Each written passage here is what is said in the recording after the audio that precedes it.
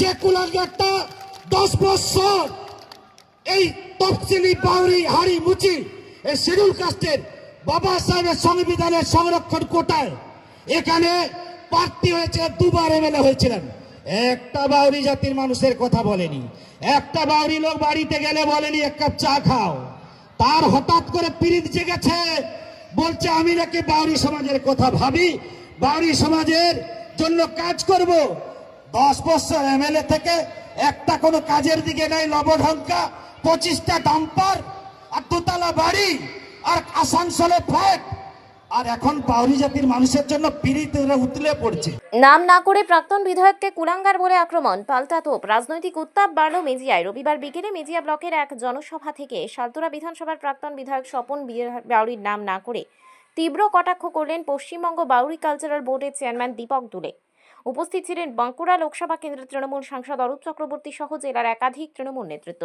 দলিত ও জনজাতি সমাজের সাংবিধানিক অধিকার রক্ষা এবং ভোট সচেতনতার উদ্দেশ্যে আয়োজিত এই সভা থেকে দীপক দুলে অভিযোগ করেন, স্বপন বাউরি 10 বছর বিধায়ক থাকাকালীন নিজের সমাজের উন্নয়নে কোনো কাজই করেননি, শুধু নিজের আখের গুছিয়েছেন। নাম না করেই একাধিক ইঙ্গিতপূর্ণ মন্তব্য করেন তিনি, যা মুহূর্তে রাজনৈতিক মহলে চাঞ্চল্য সৃষ্টি করে। অভিযোগের জবাবে প্রাক্তন বিধায়ক স্বপন বাউরি পাল্টা বলেন, আমাকে ভয় পেয়ে উনি ব্যক্তি আক্রমণ করতে শুরু করেছেন। এমন কুরুচিকর মন্তব্য কখনোই কাম্য নয়। পাল্টা তোপ দেখে তিনি বলেন, কিভাবে যে এই ভাষাটা প্রয়োগ করলেন আমার জানা নেই। কুলাঙ্গার কাকে বলে, কাকে বলা হয়, এই ব্যাপারটা আমার মনে ওনার কিছু বোধগম্য নেই। কুলাঙ্গারের অর্থ কি হয় সেটা ওনার মনে হয় জানা নেই।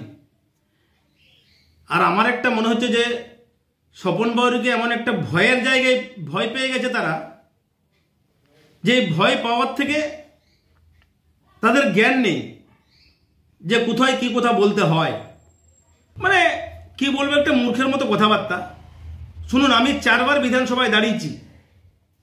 গত 21 পর্যন্ত আমি জনপ্রতিনিধি ছিলাম। আমার হিসাব, আমার তথ্য প্রত্যেকবার নির্বাচন কমিশনের কাছে জমা দিতে হয়। সেই অনুযায়ী আমার সব সময় জমা দেওয়া আছে নির্বাচন কমিশনের কাছে। আমার যদি পেজ বার করে এখনো পেয়ে যাবে যে আমার হিসাব কি, তথ্য কি। একটা মূর্খের মতো কথাবার্তা বলছে। 25টা ডাম্পার আছে, যেটা আমি শুনলাম। আসানসোলে ফ্ল্যাট আছে, আমার নাকি 2তলা বাড়ি। এই যে আনপার্লিমেন্টারি কথাবার্তা, এই কথাবার্তাগুলো আমি মনে হয় উনি যে শিক্ষিত প্রমাণ, এই শিক্ষিত প্রমাণ তাকে বোঝায় না। আমি চ্যালেঞ্জ করছি এই জায়গায় দাঁড়িয়ে, যদি প্রমাণ করতে পারে। আর সেই ভয়টা, সেই ভীতিটা ওনার কাজ করছে, ওনার অন্য হিসাব আছে। অন্যদিকে বিজেপি নেতা অজয় মাঝি এই সমগ্র ঘটনাকে রাজনৈতিক নাটক বলে কটাক্ষ করেছেন। তিনি বলেন, আজকের মঞ্চ বাউরি সমাজ বা দলিত সমাজের উন্নয়নের জন্য নয়, এটি সম্পূর্ণ রাজনৈতিক স্বার্থ চরিতার্থ করার মঞ্চ। কুরুচিকর মন্তব্য তৃণমূলের কালচার। জনসভাকে কেন্দ্র করে এলাকায় উত্তেজনা ছড়ালেও রাজনৈতিক মন্তব্যের পাল্টাপাল্টিতেই যে আগামী দিনে সালতোরা কেন্দ্রের রাজনৈতিক পরিবেশ আরও গরম হবে তা স্পষ্ট বলে মনে করছেন রাজনৈতিক বিশ্লেষকরা।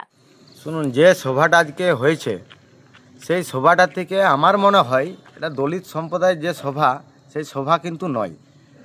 তৃণমূল পতাকাবিহীনভাবে এই সভা আজকে আয়োজন করেছিল, কারণ একাধিক তৃণমূলের নেতা সেই মঞ্চে বসেছিল।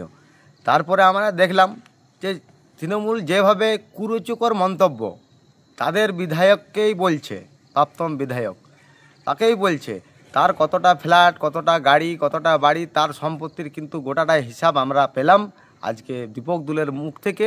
এবং তৃণমূলের এটা কালচার, প্রতিটি মুহূর্তে, প্রতিটি জায়গায় আমরা দুর্নীতি ছাড়া কিছু দেখতে পাই না।